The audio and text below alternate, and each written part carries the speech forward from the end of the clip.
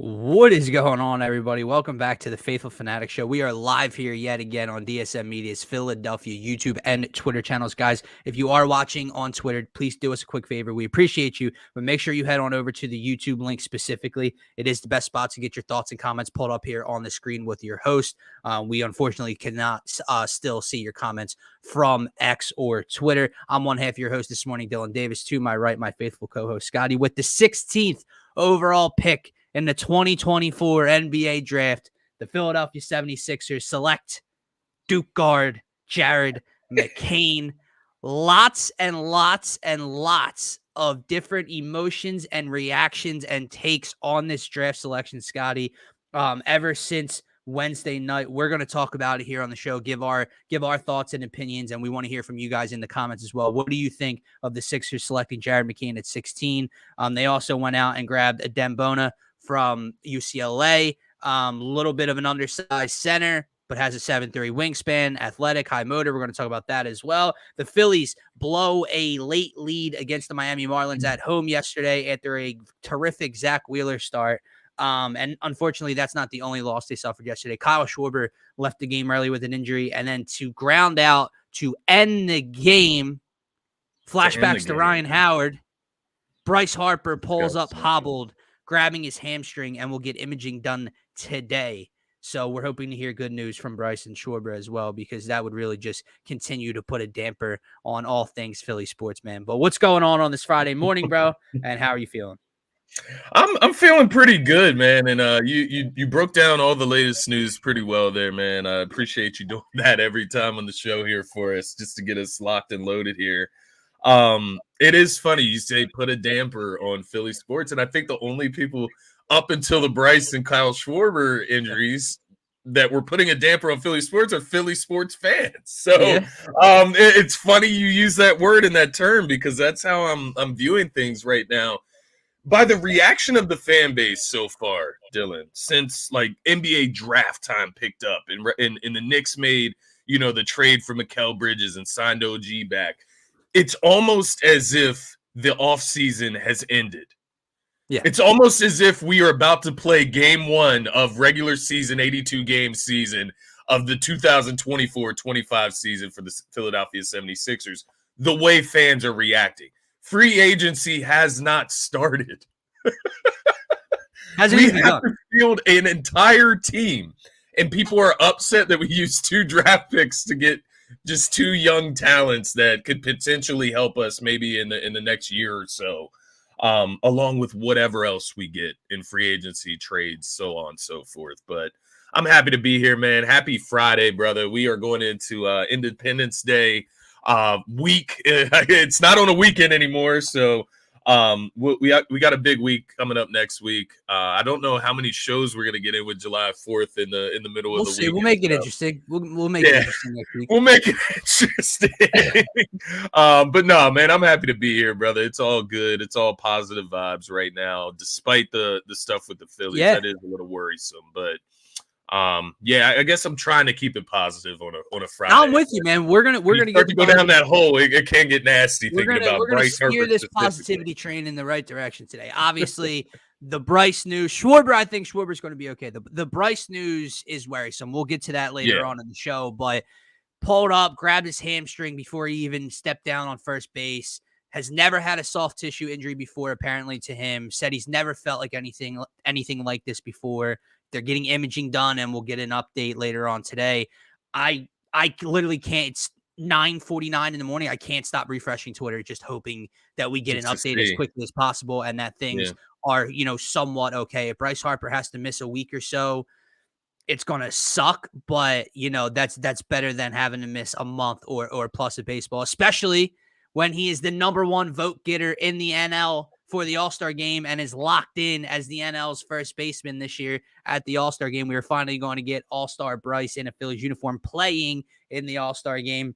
But let's hope that Bryce and Schwarber are okay and the Phillies get back on track. But let's start with the biggest news. And you and I are leading the positivity train here when it comes to the Jared McCain pick. And the funniest part about it is that does not mean, for all of you out there, that Scotty and I are leading the positivity train on the Sixers as a whole. This Right. is where the disconnect between me and my fellow Philadelphia fans always comes. Yeah. I am not saying I know how Jared McCain is going to pan out. I am not saying it is a perfect fit next to Tyrese Maxey because, yes, they are a little bit smaller. And we'll get into all of that here in a couple minutes. The problem is people acting like free agency has begun, like Daryl Morey is sitting on his hands doing nothing, like they know if they watched any Jared McCain or Duke basketball this past season, what Jared McCain is going to look like in the NBA, in a 76ers uniform. That's where the disconnect comes from. I know Scotty knows, we all know the Sixers have a ton of work to do this offseason. And if Paul George does not want to come here, if Brandon Ingram ends up becoming a consolation prize and the rest of the roster looks blah, we're not going to be super excited heading into this year. I'm going to be picking them to win the NBA championship. Exactly. The point is, it was a very good pick. It's a very nice addition in my eyes for the 76ers. You get a 19-year-old coming out of a blue blood at 6'3". I know he's 6'2" next to me. He's 6'3". Guess what size D'Anthony Melton is, everybody? Take a guess. Scotty, anything? Oh, 6'3". So our starting backcourt for the last year and a half is the same size as Jared McCain would be next to Tyrese Maxey. And I'm not even asking for the kid to start. I'm thinking he can help off the bench. Better shooter than D'Anthony Melton, by the way. 19-year-old from a blue blood who grabbed 5 boards on a team that had a 7-foot center in the country in Kyle Filipowski, who shoots almost 42% on almost 6 attempts per game from three-point land. He can play on the ball. He can play off the ball. He can handle the rock a little bit. He can create a little bit. He can get his own shot in the mid-range. And for some reason, people don't like it. Why, Scotty? Why do people not like this pick? It's interesting. And, you know, the arguments that I will hear about it is the Dalton Connect side of things. I think that's if you would have wished that they took Dalton Connect to 16, I hear you. Yeah, I can feel that. Like, obviously, I have bias in me as a Duke fan. I wanted them to take McCain, but I can understand why you would want Dalton Connect. He is a little bit taller. He is a little bit older, maybe a little bit more ready to make an impact day one. But I think when you look at Jared McCain, I think they're going right back down the Tyrese Maxey well here and looking at a guy that if he gets his proper light, if he gets his proper role in college, probably doesn't fall down to pick 16 in all reality. I think, you know, it often gets misconstrued when these kids go to these big blue blood schools and they play with a bunch of other good prospects that are highly recruited, right? And so what that does, you have to spread out production. Like other guys are going to have to produce as well. So, yeah, the numbers might not pop off the page. He's not averaging 20 points per game. I think he averaged a little over 14 per game. Yeah. The ball's going to go around, though, at a place like Duke, a place like Kentucky, down the line with these bigger schools. UConn, for example, right? Stephon Castle goes 4th. He didn't average over 15 points a game last year in college. So it is interesting to me, man. I think when you just simply accept what he is and the skill set he brings outside of everything else, and that's what you should do with the draft pick. Look at where he could fit. And that's what I'm choosing to do here.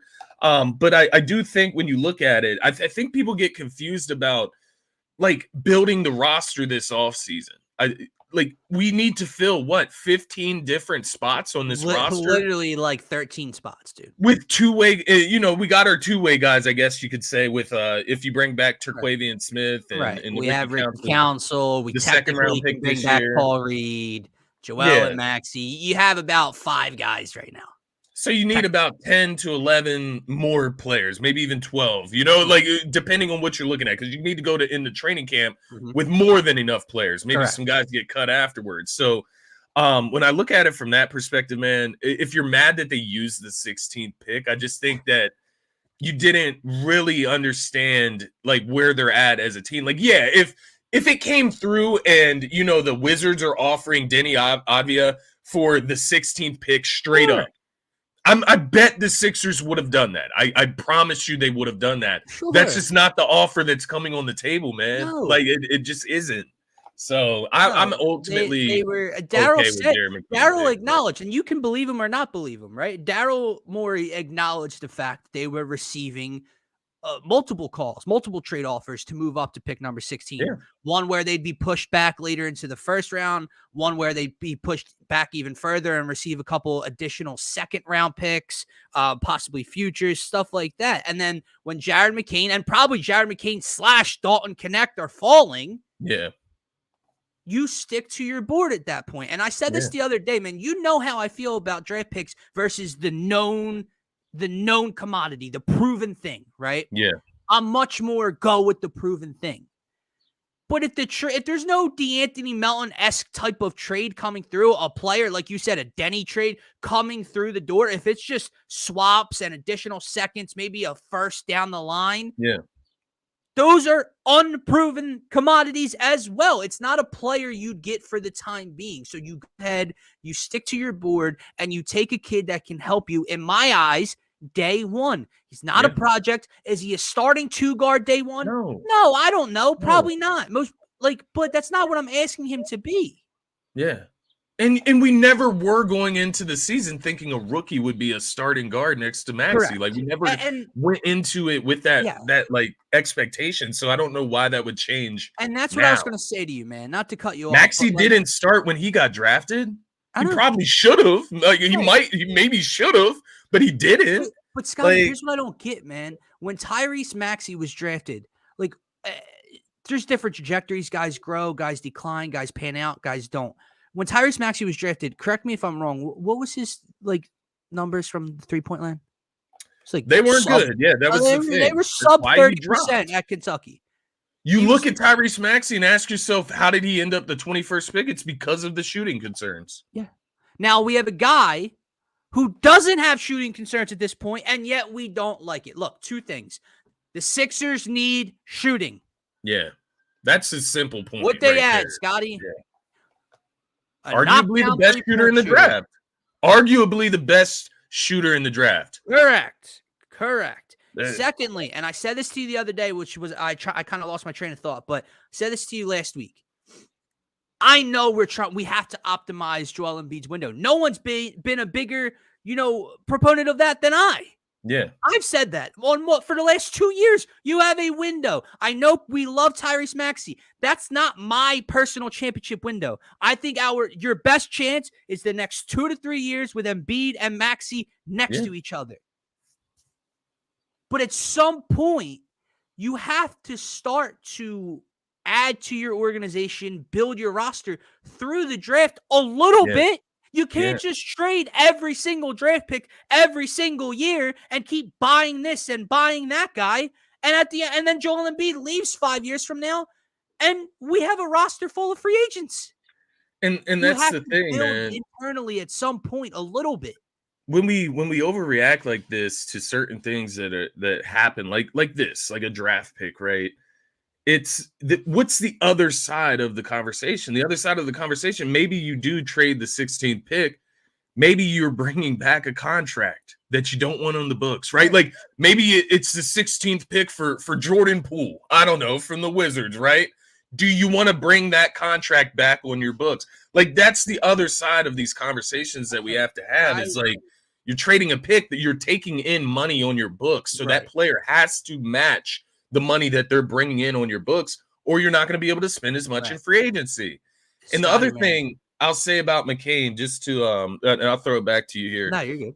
With Tyrese Maxey, and you look at like kind of the model. Mm-hmm.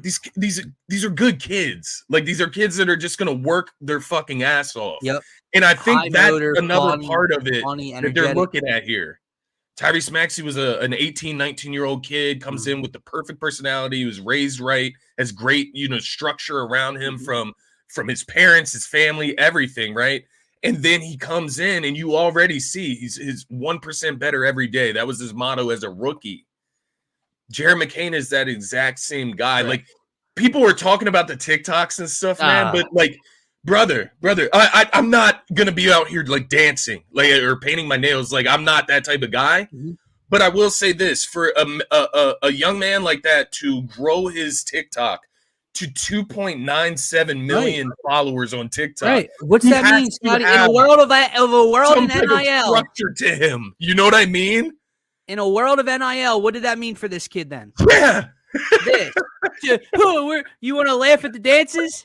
You want to laugh at the TikToks? Making much more money than what we could ever imagine. Correct. Just off of that. Just off of those TikToks from the last year or so. And brother, I hate to break it to you guys. I'm the same way. I don't paint my nails. Not doing that stuff, but Caleb Williams paints his nails. You know, like possibly a generational-esque prospect that just went number 1 overall in the NFL draft. Franchise-altering quarterback potentially.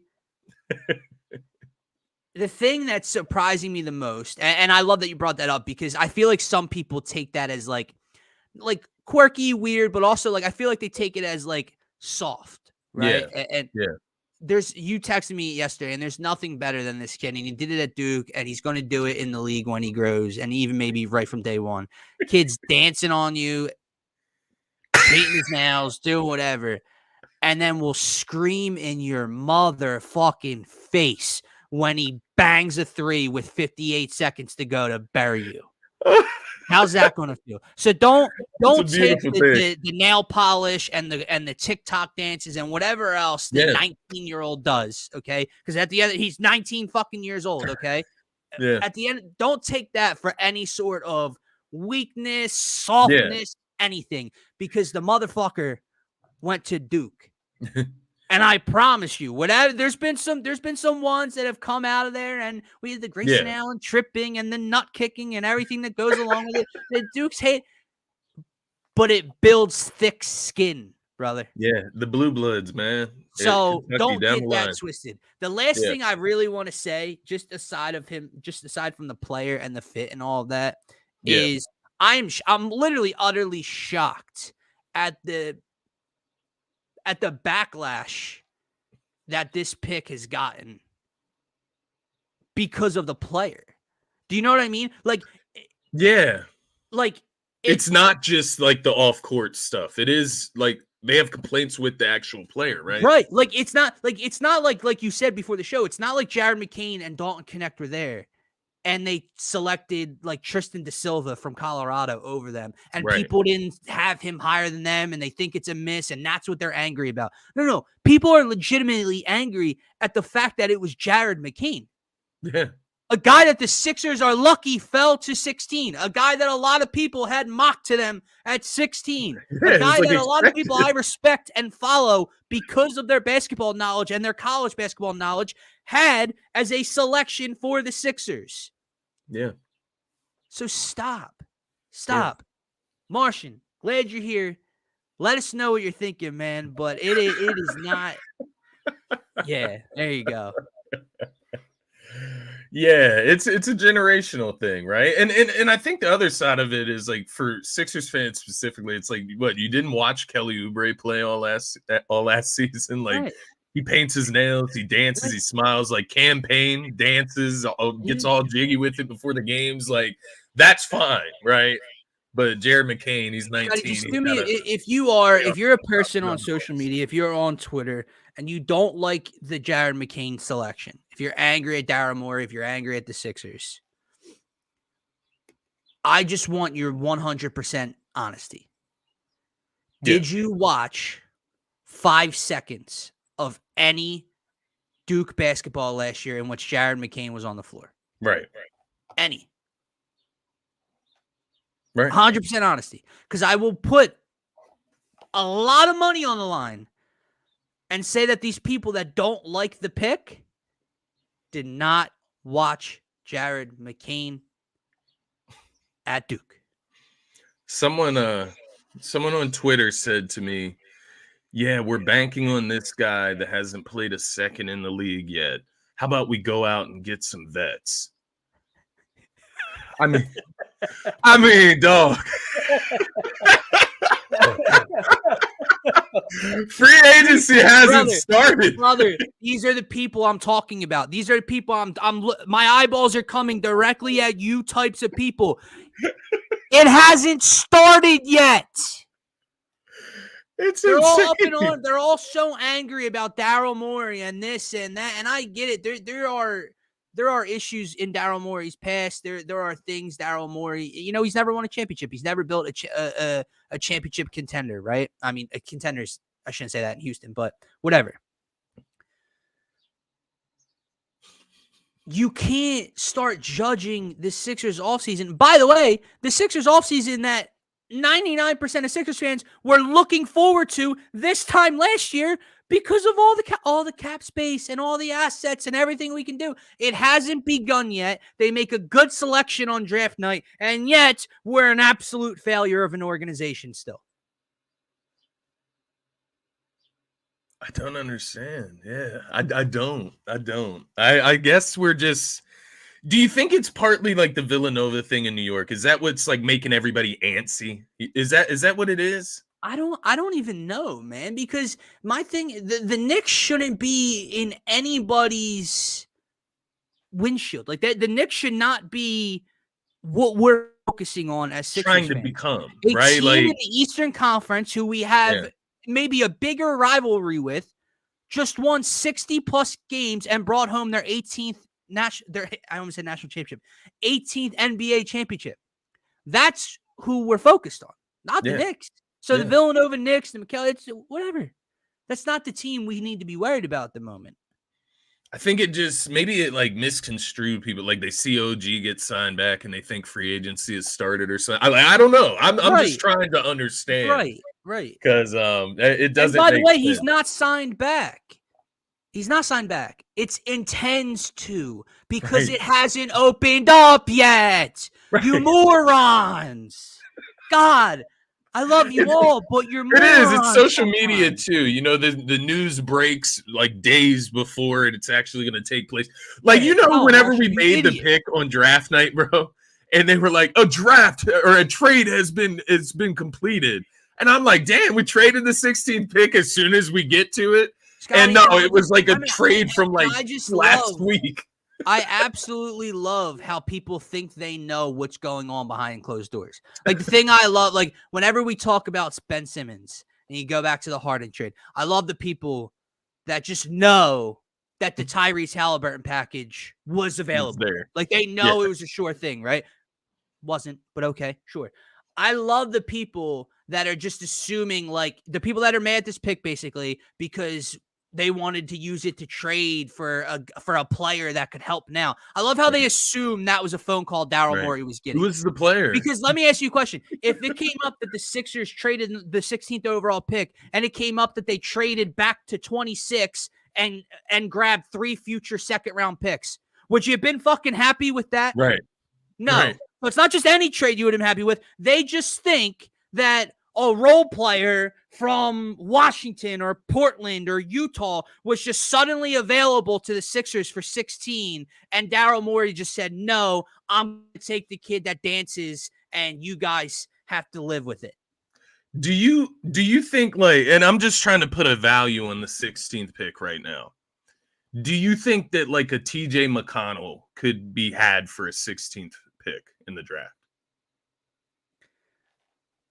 I don't know, man. Like in Indiana specifically, I think they probably value him a little too much. The fit right is now a little bit worth more than that. I don't like I think my opinions on TJ McConnell. Like if I'm starting right now, what people are gonna come for me.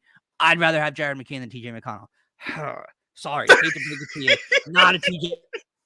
I know he played his ass off in the postseason this year. He helped Indiana a lot off the bench. He had moments. I get it. Not that guy. Just I'm not your TJ McConnell guy. So sorry. Like I don't know. Maybe I'm going down the Pacers hole here, but like is Andrew Nembhard? Is he worth more than the 16th pick? He's 24 years old. He averaged 9 points last year, 4 assists. I mean, he's a quality player. I'm not arguing that. I'm just trying to understand the value. Like, what do you get for the 16th pick? Do you have to take on Malcolm Brogdon's contract for the 16th pick? Right. Probably. Yeah. But, I mean, that's something I would consider. I don't know, like, financially. I don't know. But, like, this is the type of stuff that we're looking at here. Like, would you take Jordan Poole back for the 16th pick? His contract? Right. I feel you. Let me answer that for you. Kids, if you're watching, cover your ears. Fuck no. Fuck no. Are you kidding? See, and this is the thing that, comes up with the Dalton Connect thing is Jerry McCain is 19 years old. And I know like age is not like a huge thing to us. If anything, it's probably in the opposite age, direction. They're actually going the other direction. Here, and here's the best part, Scotty. See, oh my God. I'm starting to just do the math, and I'm starting to really lose my mind with some of these fans because they're going to tell you, that Joel Embiid's old. They're going to tell you not to sign Paul George or trade for Jimmy Butler because they're old and they're not worth it. But then they also don't want the 19 and 20-year-olds because they're too young and too inexperienced. Yeah. So apparently there's just a bunch of really, really good role players that from ages 24 to 28 that are just available for the Sixers. That's the demographic we need to be targeting. Daryl Morey. They're waiting for Derek White to come walking through that door, dog. That ain't happening.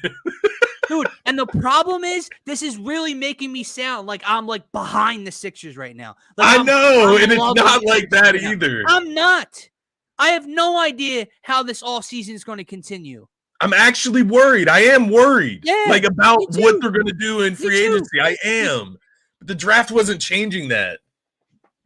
No, it's just okay. It's just okay to admit when something was good, when something went well.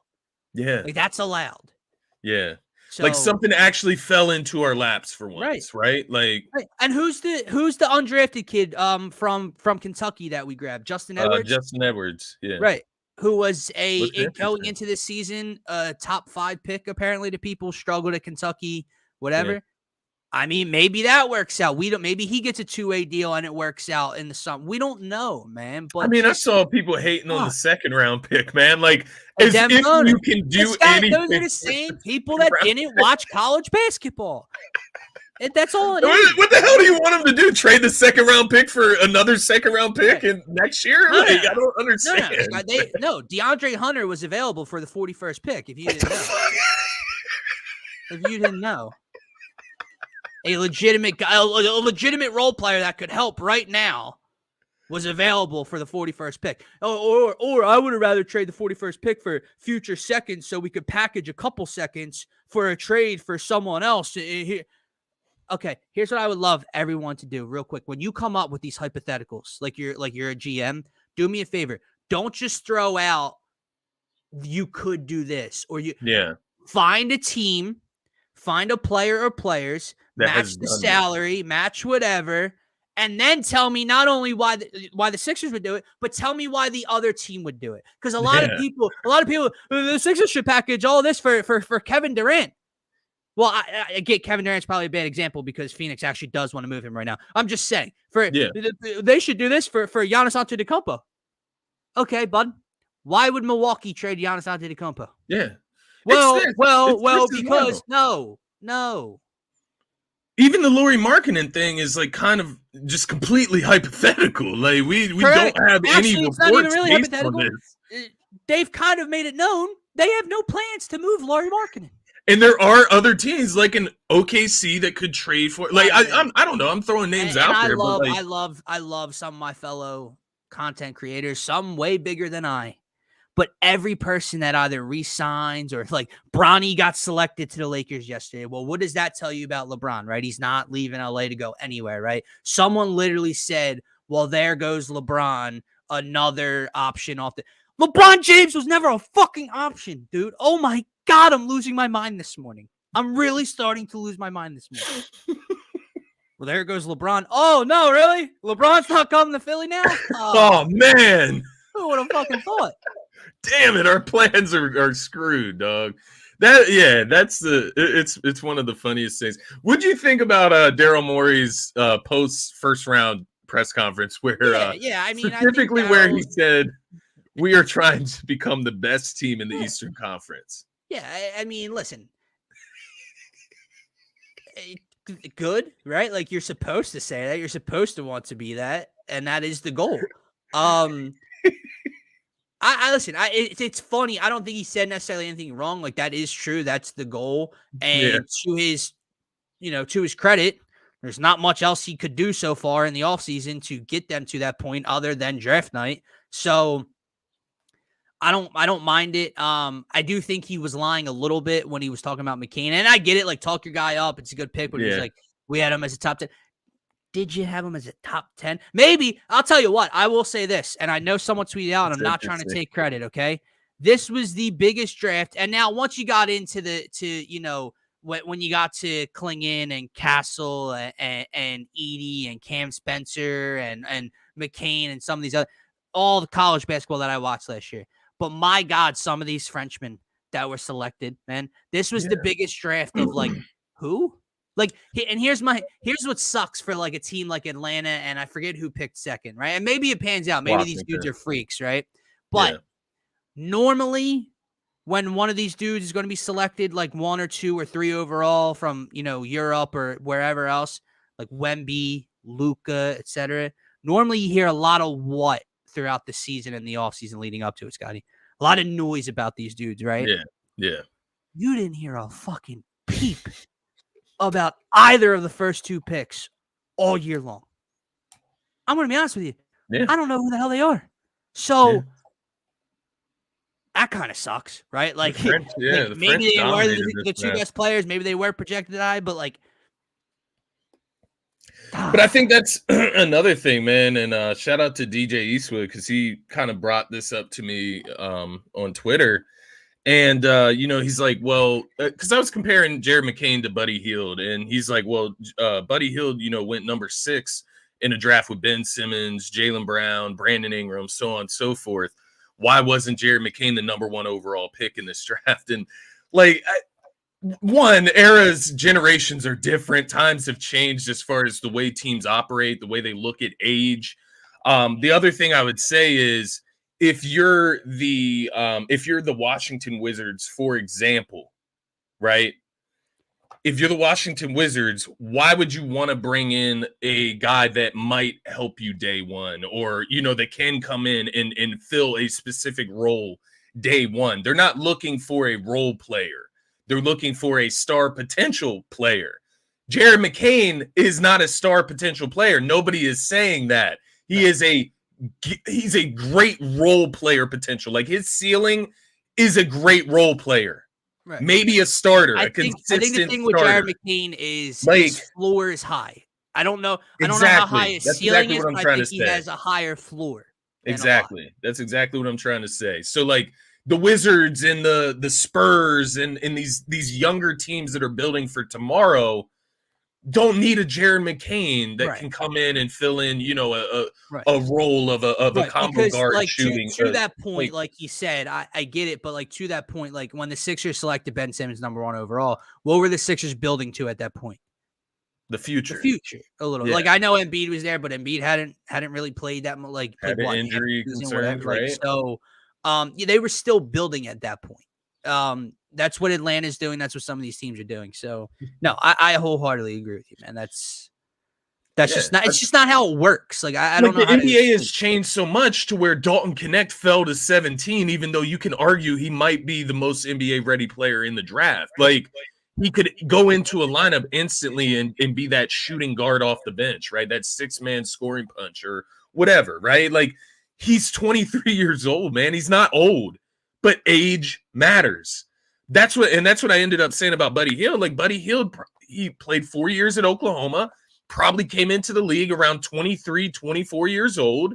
He wouldn't go top 10 in this draft with 24 years old, 23 years old coming out of college. That's just the way the league is moving towards youth. Scotty, man. I'm sorry. I'm scrolling on Twitter. And so the Mavs have traded Tim Hardaway Jr. and 3 second-round picks to the Pistons for Quentin Grimes. Someone tweeted how many picks? 3 seconds and Tim Hardaway Jr. for Quentin Grimes. Weird, very odd trade, I think. But someone said everyone's making trades. When are the Sixers going to make a move? Like, which one? Tim Hardaway Jr. Come on, man. And then I see Maxey up here. So I don't know if you saw before we went live. Emmanuel Quickley was signing the $175 million deal. Maxie quote tweeted and said, sir, remember back in school when I paid for your Chick-fil-A? Maxie funny, man. Like, he's not about to get something crazy out here, dog. But that is crazy. The Emmanuel Quickley contract was interesting, but I guess they have to like give that money someone. He's a good player, don't get me wrong, but that's a lot of money. The Tim Hardaway Jr. also thing is expected to show interest in Klay Thompson. Oh boy. Oh boy. See, now I do think like you bring in Klay Thompson as like that star signing, that is where we're gonna start having some conversations. Like that is like okay, let me put it this way. Klay Thompson or Zach LaVine?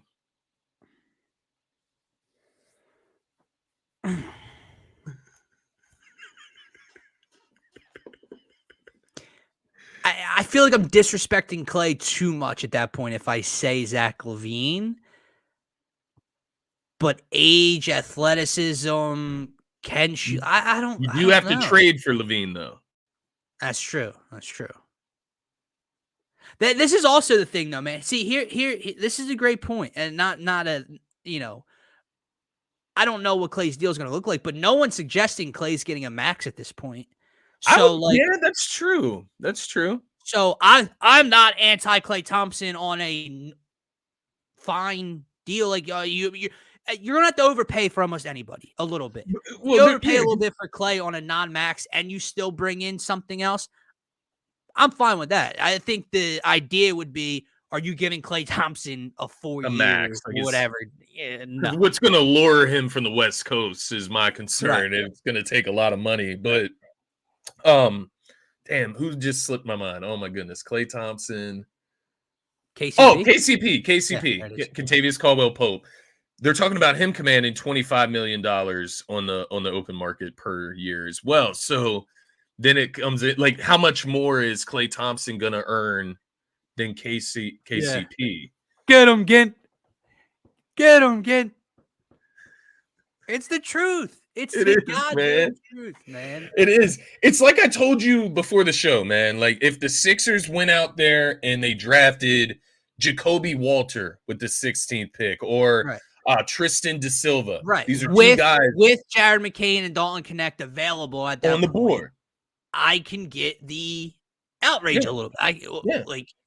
But I think for myself, even in that outrage, like I would be disappointed that they didn't take Connect or Jared McCain, but I'm not going to sit here and throw these other two players under the bus as if I know everything about them. I don't. Right. I just happen to have watched a lot of Duke basketball last year, and I know what Jared McCain's about. Like, that's what it comes down to, man. And Duke is a pretty relevant school to be watched fairly often by the general basketball fan. So, you think? Like, if you didn't see him, I don't know if you were living under a rock, but no, it is interesting. Like, how much value does Klay Thompson hold over a KCP? Like, do you pay Klay Thompson more than what you would pay Kentavious Caldwell-Pope? Like, do they do the same thing at this point in their careers? Right. In a sense? Right. I don't know. It's interesting. Like, and does what Klay can what, $30 at this point with Klay's injury, what is Klay giving you defensively still? I mean, I think Klay can still guard a bit, but I don't know. He's not like I think he was, though, right? And Gint, to this point, agree. And I don't know if you missed it a couple minutes ago, but you have to remember, he's 19, right? So they don't like that demographic. They don't like the younger. Anybody 22 and younger is not going to help Joel Embiid win a championship if you didn't know. But also, Paul George and Jimmy Butler, et cetera, are far too old and are not worth it. So we're really looking for like 24 to 29. That's the demographic that's really has to come in and help Joel Embiid win a championship over the next 2 to 3 years, because everybody else just can't help and won't help. So I mean, outside of Lauri Markkanen, who we really just don't even know if he's available. He's not. Right? I'll tell you right now, he's not. Outside of him, who realistically can we go out and get? Like, the people that have thrown Brandon Ingram's under the bus. But Scotty, Paul George is under the bus. Is this not why you and I were arguing with people a year ago when they wanted to quote unquote punt on this last season Yeah. because of the cap space. And we said, okay, who are you signing? Look at Because what's this is the available. free agent list. Yeah. This is who's going to be available. Blah, blah, blah, blah, blah. No, who? And now we're here, and now nobody likes anybody that's available. This is what we talked about last year when all you guys wanted to punt when Embiid got injured. And this was the point, man. So now here are your options. You don't like Klay Thompson on a 2 or 3 year deal? Uh-oh. You don't want to give Paul George a max? Uh-oh. You don't like whoever for a fit? Uh-oh. Oh, but LeBron James was eating with Nick Nurse before. Yeah, Rich Paul was threatening that Bronny would go play in Australia if he doesn't get drafted to the Lakers. That LeBron's leaving, right? What about the Miami Heat playing those Denver Nuggets with Christian Brown in 2023? All those young, undrafted free agents that came up, and all those people right now that are pissed about the Jared McCain pick, we're saying, this is how we have to build. We have to find diamonds in the rough. We need guys. We need these role players that come off the bench and do this in the biggest moments. Yeah. Now they draft somebody that might be able to do that in the next year, and it's stupid. Yeah. It's interesting, man. And it starts on Sunday. Free agency starts Sunday. Maybe some answers. And I'm going to wrap it up by saying this. There's 100 people in here right now. If you're not subscribed to the YouTube channel, do us a favor. Go to the YouTube link specifically. Yes, sir. Subscribe, comment. That's where you can get involved with the show. Like Martian, like Gint, like Darius, like everybody in here right now. Because we, unfortunately, if you are commenting on X, we cannot see your comments. Thank you, StreamYard. But with that said, man, yeah, I don't get it fully, Scotty. And I'll never understand it. And I don't get along with these people. I don't. And here's the funniest part. You don't see me interact a whole lot on social media. And that's just because I have to watch myself. Because it is, after all, it is just a sports debate. It's just a conversation. Yeah. But when you rub me so wrong I got to pause. I got to go back. Wait, I can't. Pause. When you push me so far in the other direction and I feel like you're a moron, I'm going to have to say so. And I don't want to do that. So I stay off social media and commenting and interacting with people that way. If they want to come on the show and talk, if they want to drop in the comments, that's fine. And I'll keep it as civil as I possibly can. But just, I don't know. No, I do feel you on that. That's like kind of a conundrum I face with social media is like, I know I need to be on it more for the show, for, obviously to get more people in here, to get more viewers, get more commenters, get more people involved. But it's like social media is just so toxic. Like it's everything I see on Twitter, it feels like it's meant to trigger someone. Like maybe not me. It's meant to trigger someone for a reaction. Correct. That's what social media has become, man. The reason I get so fed up, man, is because it's not that I'm trying to get you to agree with my point of view. I'm not trying to make you see the light of why Jared McCain was a great pick and why he's going to work out in a Sixers uniform. I don't know that. The part that I can't respect and get is how much hatred and negativity you have towards the other side of the argument. And that's where we get lost, because then it's I just feel like saying, how do you know what Jared McCain is? You haven't watched anything. Yeah. That's the part that I can't get, man. But Sunday, I believe it's 6 p.m., 6:30 p.m. is when free agency opens up. And we'll see what Daryl Morey and the Sixers do, man. There's been a couple guys that have decided not to opt in. KCP being one of them, Eric Gordon with Phoenix being another. Caleb Martin. Apparently, who'd you say? Caleb Martin from Miami. Caleb Martin. Apparently, Kevin, the Phoenix Suns wants to get out of Kevin Durant right now. I believe Morey called in the past about Kevin Durant, right? So, if you've called in the past when he most likely wasn't available, might give him a ring when he does seem available. I got a question for you regarding this. Yeah. And it's something interesting that came up over the radio. God forbid I turn it on, but there were guys on the radio saying that they would package Tyrese Maxey with picks and send him out there for Kevin Durant. I think I'm past that point of Well, like including it's not Maxey in a even Durant deal. it's not even just that, man. That's not where I'm at, right? Kevin Durant can still be a top 3 player in this league offensively. Yeah. It could be Yeah. the best player offensively still in this league, even at this point. Yeah. It's not, but it's about adding with Maxey and Embiid. Yeah. Because I would ask you, yes, okay, Kevin Durant better than Tyrese Maxey, right? Like whatever. Yeah. Is Kevin Durant and Joel Embiid with role players getting it done? Are they beating the Celtics? Are they beating whoever's out west? Are they doing based on previous teams that KD has played with? No. No. Right. But can Maxey, KD, and Embiid get it done? Yeah. Or is Embiid and Kevin Durant better than Maxey, Paul George, and Embiid? Right. Like, I would say no. I would say exactly. no. I would take 25, 26 point per game Tyrese Maxey and 20 to 22 point per game Paul George, both shooting over 40% from 3 with Joel Embiid. Then I would Kevin Durant and Joel Embiid. Yeah. And that's that.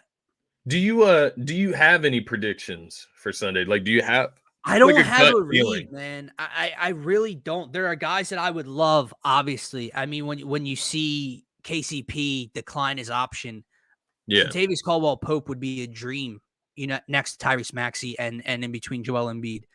Yeah. Does it feel like a Sixers move? I don't know. Like, I don't want to use that terminology because, what is a Sixers move and why wouldn't he come here, right? But it feels like that's not something that's going to happen. I don't know how I would feel about Eric Gordon at this point. I'm not anti it, but like, isn't this another dude, former Houston guy who we've talked about for the last 4 fucking years coming here, and now he comes here at this point of his career later down the road? I don't know about that. I've told you how on board I am with Gary Trent Jr. on a cheaper, not a cheaper deal, but just on a regular deal. We'll see. I mean, let me ask you this: what do you think hits first? A bigger move or newer moves, or do you think the first couple trickle down effects are re-signing? Like Kyle Lowry gets brought back on a cheap deal. Nico Batum's brought back on a cheap. Do you think we get those tweets first, or do you think like Philly and KCP agree to a 3-year blah blah blah before anybody gets brought back? That's a good question, man. Because what takes priority, right? Yeah, I almost feel like the guys will be re-signed first. Like the guys that we are bringing back, I think they'll get re-signed first. But if Gint's still watching, he'll remember this. Remember 2 summers ago when Furkan Korkmaz was like the second signing we had? It was like PJ Tucker, 3 years, Furkan Korkmaz, Daniel House. That was our offseason. Holy fuck. And we built ourselves up on that, man. And that's my point, Sixers fan. We legitimately thought, oh, okay, like this could work. Like this could work. Like we could compete. And I hate to break this news to everybody. They went 7 with the Boston Celtics that year. Yeah. So things can be better. Things can get better in the snap of a finger. Man. So listen, they have a lot of work to do. I'm not saying you need to trust and have blind faith in Daryl Morey as a GM, as a president of basketball operations. We don't know what's going to happen. The Sixers have been nothing but a disappointment. It can't get past the second round. We know that. Yeah. But to just have utter negativity for draft night this particular year is crazy. What's the point in being a fan, like, man? Here's the other thing, man. And knowing our past, too. Like, you guys do realize, like, we traded Mikal Bridges for Zaire Smith. Like, you guys do know that, right? Like, all the misses. Jahlil Okafor. How Ben Simmons played out. Now, I'm not saying that was a miss because at the time, no. But Markelle Fultz, how that played out. Jaden Springer getting drafted. Can't help. Gets traded 2 years later. All these draft picks. And this is the night we're going to bitch and moan and complain about the draft pick? Yeah, bro. Oh, I'm so happy you brought this up because this guy, man, what did he say to me? Oh, my goodness. He showed me a picture of Zaire Smith draft pick, right? Like trading Mikal Bridges, Philadelphia 76ers young potential. He sent a picture of this. Zaire Smith, Furkan Korkmaz, 22, Matisse Thybul, 23, Shake Milton, 23, Christ Kumaje, 23, and Mario Sheok, 24. And he said, I bet you were high on these guys too. Because I'm happy about Jared McCain. I was high on those guys. Right. There was one guy that people were high on, and that was who? That motherfucker Korkmaz. Well, no. Matisse Thybul. Oh, Matisse like actually high on? Yeah, actually high on. I thought you were a little joking. bit of a ceiling, right? But this is what I'm talking about. And this is the one guy I had to respond to. It's nothing about young talent, but it was an Embiid tweet. And this man really said, Embiid really played with Butler half a year, then left. James Harden, what has he ever won? Maxey, still here. Ben Simmons doesn't like basketball. Tobias Harris, Fultz forgot how to shoot, now is a role player. PJ Tucker, and still couldn't pass the second round. That's crazy. And then the first comment is another person, okay? Just moron. Good word. Sixers fans try their very hardest to sneak the no-help gig right by us when he's had some super teams of his own. Got to look in the mirror and realize maybe Embiid's the problem. And then he replied and said they think we're stupid. Fucking super teams of his own. Brother, this is why I try not to respond on social media. Because whether it's simply from them being a troll or what they actually truly believe, I don't know what I find annoying. Annoying. Louis Riddick put out a good tweet either yesterday or this morning, and he said, people that are really stupid will never realize that they are really stupid. Yeah. It's a fact. Yeah, I think that's true. So, we'll be talking more Sixers with you guys on Monday. Hopefully, in a positive light to start this offseason, man. Do you think it'll be a trade or a big signing? Like, what do you think the big move would be? Like, what's your feeling on that? I don't know. Well, apparently, Windhorst brought up the Paul George decision to opt in. I think he has till Saturday or so or something like that to decide to opt in or not. So, I mean, I think that's the first domino, right? If we get a report tomorrow or later tonight that Paul George has opted in, I don't think he's opting in to stay. It's going to be because of the trades, it's the signing trade. So that if he opts in, that's a trade to keep your eye on. If not, he's entering free agency, and then we really get to keep our eye on that. So, I mean, I think Paul George has been as high on their list as can be, and we'll see if it continues to stay. I would imagine if there is any, if there's something there, we probably will know about it by Sunday morning, right? Like the way reports go, right? Like things that get leaked, like we should know even before free agency starts what they're moving towards. Right. Or am I getting that misconstrued with like the NFL? Like, like DeAndre Swift was signed before free agency even started. Right. And I don't know. I don't think so, man. I think things like unless it's a player going back to his team, I think you won't really see anything until boom 6:30. But when 6 or 6:30, whatever time it officially begins, at that moment, like the snap of your finger, refresh Twitter, and you're going to have 5 moves in 2 seconds somehow. So they know, but we won't really know until that official deadline hits. Because you gotta remember, we got hit for tampering with PJ Tucker, and that was reported after the time had hit. So we'll see. We'll see what happens, man. But next up on the list, the presidential debate. No, I'm just kidding. What's wrong, you guys don't want to talk some presidential debate today? God bless anybody that actually watched that, man. If you watched it, Dill, I'm praying for you, bro. I had it on a little bit. And I turned it on for like 5 seconds. I was like, nah. If I can give you any notes, there's 2 takeaways I had. The first one was this is fucking pure comedy, and that's why I kept it on a little bit. But then in the back of my mind, I said, wow, this is really embarrassing for us. That's kind of what I took, right? Like, I'm laughing, but then I wonder, like, What do what are other the people other think that countries are think? yeah, and not just other countries. Like, what do people that we may have some tension or issues with looking at this and saying, right? So, Yeah, yeah, not to get all serious with everybody. I'm not a very political guy, but it was pretty fucking funny because it feels was like those we're at two a very specifically. weak It does. part It of is. our It is. It is. And time I as would the United prefer States. almost anybody than both of these candidates at this point.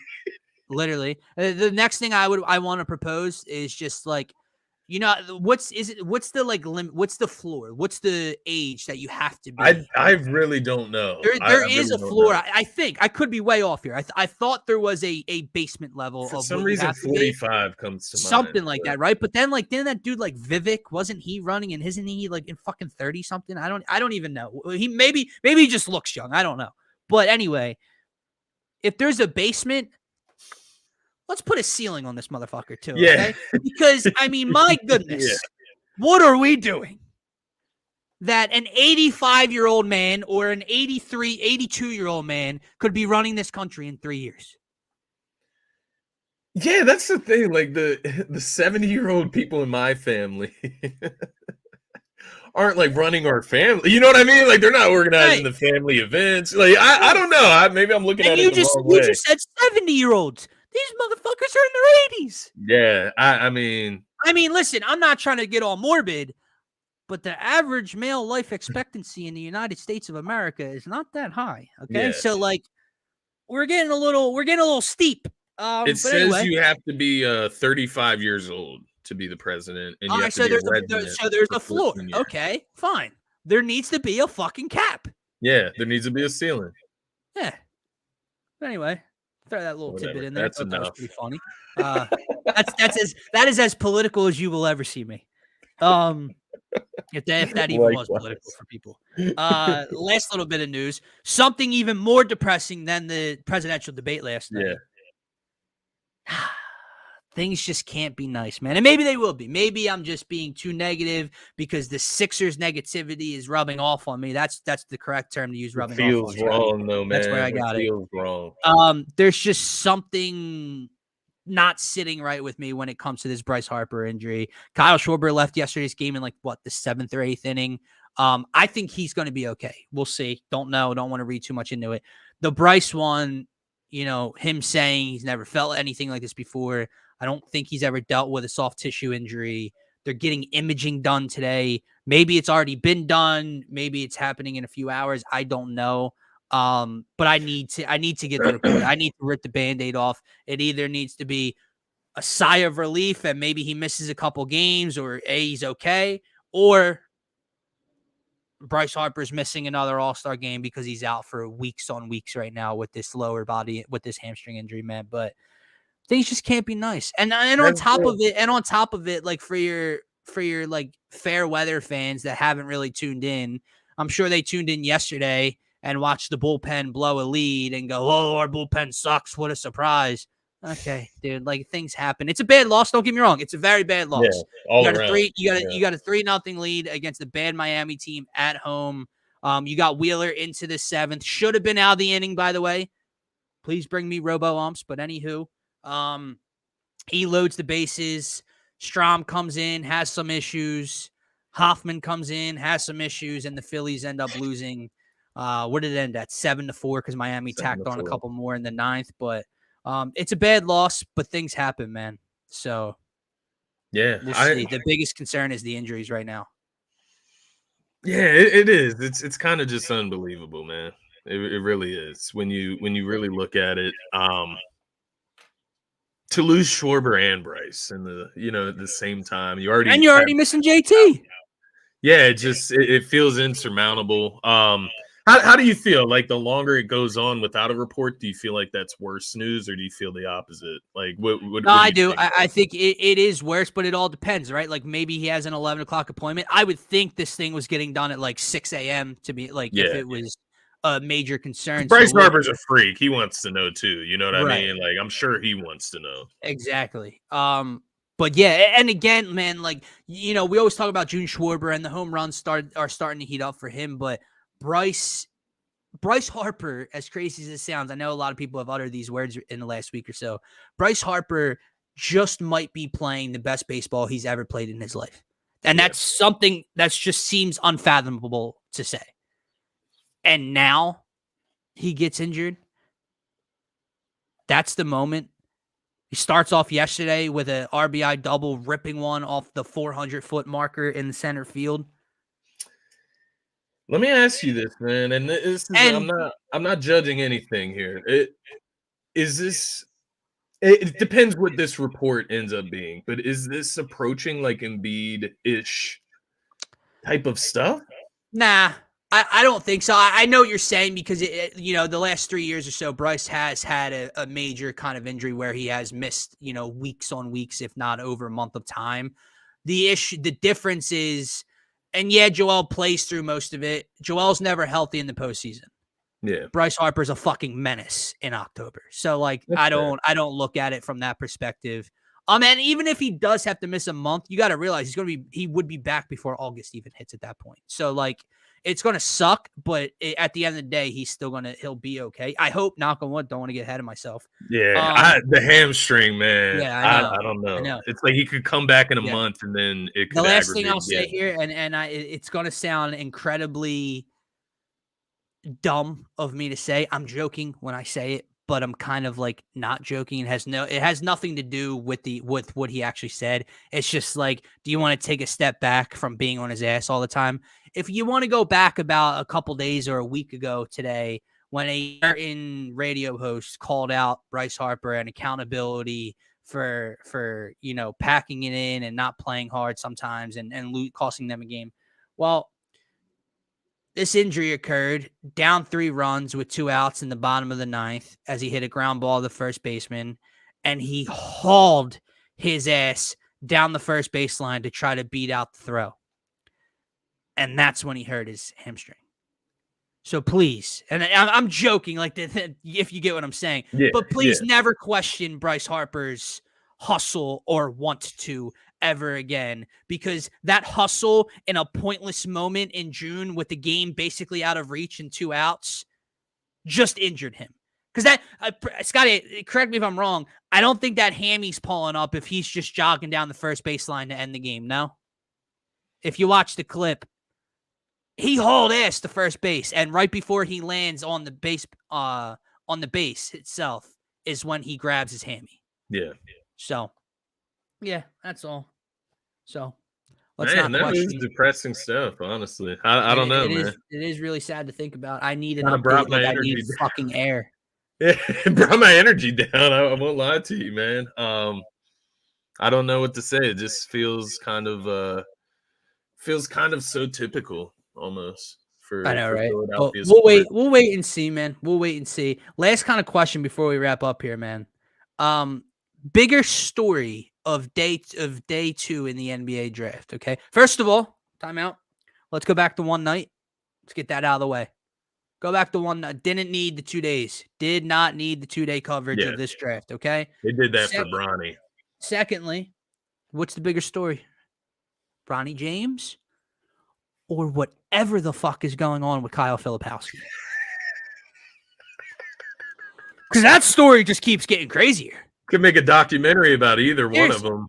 Seriously. I remember the first tweet came out. He's like, oh, she's an older woman. She's 26. He's 21 or 20, whatever. It shouldn't be weird to anybody. But that's what people were saying at first. Then it comes out his mom and his older brother were tweeting at people saying that she converted him to Mormon and doesn't let him see his family and they don't talk to him. What the fuck is going on? It's insane, man. The Mormon grooming. I never even heard of it until this story. It's funny. I did watch a Mormon documentary on Netflix recently, so I have these opinions, I guess, of Mormon culture and some of the stuff that goes on behind the scenes. Lay it out here for me. I can't. It's a little too religious and political, I guess, for the show, but that's an insane story, and then he ironically gets drafted to the Utah Jazz. I don't know what type of collusion all around the NBA here. You got the Villanova guys going to New York. You got the Mormon groomed men going to Utah in the draft, and you have Bronny getting forced to LA. So all types of collusion going on in the NBA. According to Woj, all types of nepotism going on in the NBA. Yeah, I do want to talk about that in a second to wrap up. How we feel about that? But this is a good point, man. Sad, I know. I heard it's great. I haven't watched The Bear. Don't come for me. I haven't watched it. I should. Heard a lot of great things about it. I do need to watch it myself, man. I did just finish season. I did just watch episode 5 of The Boys last. Well, I had to finish episode 5 of The Boys last night. 5 is out. Okay, Yeah. so I must be behind a little. I just watched 4 last night. Yeah. But great. The show. Bear is interesting. I can't get myself behind like and maybe I misunderstand it. A cooking show. A show about a restaurant, and that is honestly what has steered me away from my interest in it. But I do understand it's probably a lot deeper than that. Like I do understand. Probably got a chance to watch it, honestly. But yeah, that is what makes me push it down the list, like a show about a restaurant. And I don't know. I don't have an interest in it, but documentary, hey, that's reality, Marshawn. Mormons, they're out here, dog. Like they're out here grooming young men. You see it in the NBA. It's right in front of our eyes. Like this is the reality of things. But no, I'll give The Bear a chance for sure. I've definitely heard great things about it. Yeah, Scotty, give cooking a chance, man. Speaking of, I can't even say that. But just nepotism. Let's talk nepotism, okay? Because Woj had some things. I can only imagine what you was about to say. Yeah. Anyway, the Bronny thing, right? It's so weird because, like, I do agree. Like Woj's rant, I respected it because it does go on, right? It goes on in ownership. It goes on in coaching. It goes. There's other play. It goes on all across the league. I get it. The issue, I just. It pissed me off, and here's why. It does not piss me off that Bronny James is playing with his dad. I think it's one of the coolest things you're going to see, right? That's a good way to put it. And my thoughts on Bronny James as a prospect don't really matter. What do you get picked? 55th? Yeah. Who really cares at that point, right? If you want to waste that, whatever. My thing is Rich motherfucking Paul. And obviously, Bron has his hand in that because Rich Paul and Bron. It's not like Rich Paul just did this on his own. It's Bron as well. And, like, you're calling other teams and saying, stay away or else he's going to Australia. You know what I would have done? If I was the first team he called, I would have completely wasted my second-round pick because I'm drafting you immediately. I would have done it too. Who are you threatening? This is the problem. We talk about this all the time with players and contracts that you can't. This is going to almost sound like really bad. It's not how I'm trying to say it. I was going to say it's like the prisoners running the asylum, right? Like if you're GMs, if you're ownerships, if you're organizations, you can't have agents and players bullying you into or out of things to get their specific way. And Go ahead. No, I was just going to say, like, Rich Paul should have no fucking sway over organizations as a whole because he's throwing his weight around and saying Bronny will go play in Australia. Well, guess what, bud? You wanted to live and play with your pops? Now you're living in another fucking continent. How about that? Go ahead. Because you can go play there because I'm drafting your ass now. And I think the biggest thing here is that it can't be a player like him. Right? Like a second round pick. Right. Like can't have control like that. Like how does that look to the rest of the people above him? Like what if, like just making an example. If Jared McCain says, nah, like I'm going to Australia if the Sixers draft me. Yeah. That sounds crazy. Take LeBron out of it. Because not everybody gets to play with their father in the NBA. Not everybody gets to play in the NBA. Right. Scotty, think of it this way, right? And again, it's a very cool moment for them to themselves. The thing is, someone tweeted this out. Look at Justin Edwards, who we got as an undrafted free agent, right? He's a 5-star recruit, went to Kentucky, struggled, and went from a top 3 or 5 pick consensus-wise to undrafted. Bronny James averaged under 5 points per game on horrific 3-point shooting, has all these question marks, and he's the 55th overall pick in the NBA draft because of his father. And again, I agree with Woj. Nepotism happens all across all leagues and specifically that league. But like, I don't know. I don't want to use the term fair because life isn't fair and business isn't fair and things like that just aren't fair. And when you're LeBron James and you're the second greatest player of all time, yes, that's correct, the second greatest player of all time, you have a lot of fucking sway. But to just, I don't know, like it's not fair to some of the other kids, right? Like you said, like you said it perfectly. Not everybody gets to play in the NBA. Well, now maybe a more deserving kid isn't in the NBA because Bronny James is playing with his pop. Yeah, it's very what would you call it? The opposite of humble. It's very yeah. You're kind of you're not wrong. I mean, it's what. All right, let's have some fun. What's worse, Bronny James or Thanasis Antetokounmpo having a roster spot with the Bucks? I'm going to tell it's for me it's Thanasis Antetokounmpo because I mean I was going to go with Bronny just because of size. Because for me, like at least at that point it's LeBron James. Yeah, and skill. He probably is more skilled than Thanasis. Like I don't like I get world champion MVP freak, got it. Giannis has the sway to get his very, very undeserving brother a roster spot over people who deserve it more. The nasty. Yeah. But I don't know. That is a good point, though. You see guys fall out of the draft, man.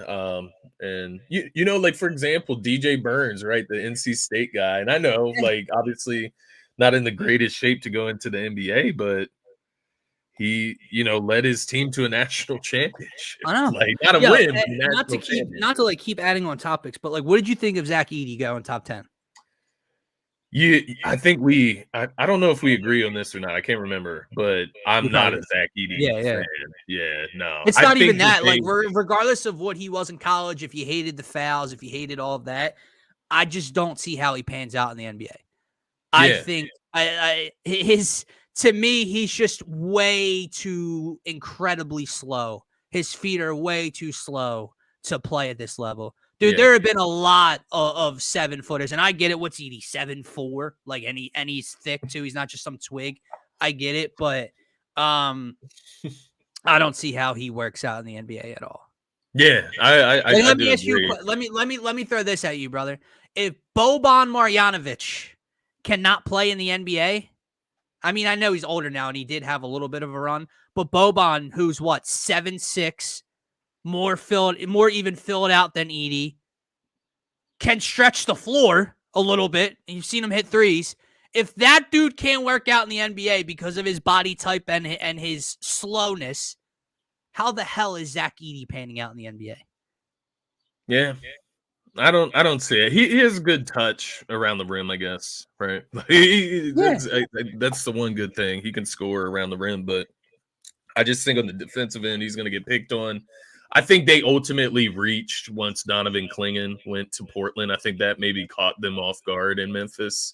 And I think they took like a consolation type prize here with Zach Edey, just trying to fill like that big spot. But I think, when you're looking at Donovan Clingan versus like Zach Edey, and Edey put up much better numbers in college, of course, but Clingan just looks like the much better NBA two-time national champion Donovan Clingan.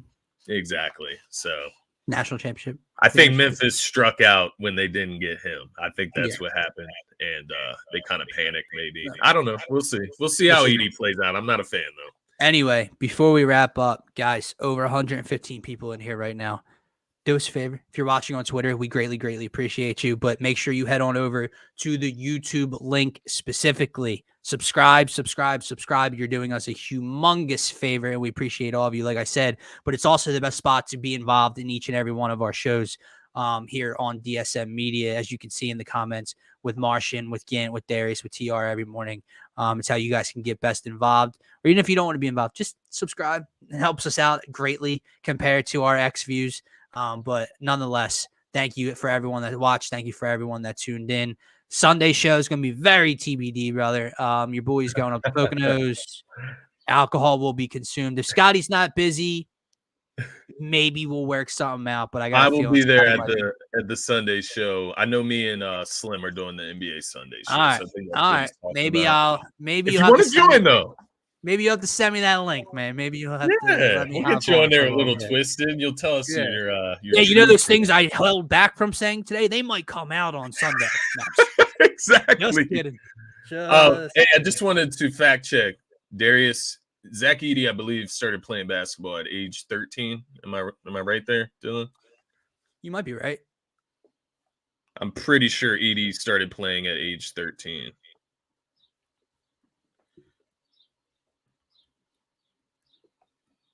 Oh, you got the birds chirping outside your window, dude? How nice. Oh, there you go, dude. Yeah, So, by the great. way, real quick, this literally just came up 29 seconds ago. And this is why, like, again, I'm going to say something. Just Darius Slay, just stop talking on a microphone, please. And it's not even a big deal, but it's just like, why? The Eagles save the dates in their Kelly Greens, week 9 versus Jacksonville and week 17 versus the Cowboys. Nice, man. That's funny. I was looking at that Jacksonville game. That's a Sunday night football game, man. Yeah. So I was looking those at are the going to dates that for one. the Kelly Green this year. Just came out 30 seconds ago. Well, It's that's not a big deal exciting. at all, but like Darius Slay's a liar. Yeah, but like, you know what I mean? Like, why even, we said it when it happened, why even like feel the need to say it and then it happens? You don't even know. You don't even know. Right. It's weird. Right. It's like us But anyway, coming on here and saying the Sixers are going to sign Paul George on Sunday. Yeah. We don't know that. And then when they do sign Paul George, I'm going to take all the fucking credit for it. Yeah. Because I knew. All that. Yeah. No, I didn't even call it. I have sources, bro. That's what they say. The fuck out of here. Happy Friday, right, guys. Happy Friday, everyone. Go enjoy your weekend. We will be back. Scotty will be here Sunday with Slim. Maybe you'll see me make an appearance. If not, you can catch me and Scotty breaking down what the Sixers did on Sunday night, Monday morning on Dsm Media's Philadelphia YouTube channel. If you're on Twitter right now, subscribe. Thank you, guys. Have a great weekend.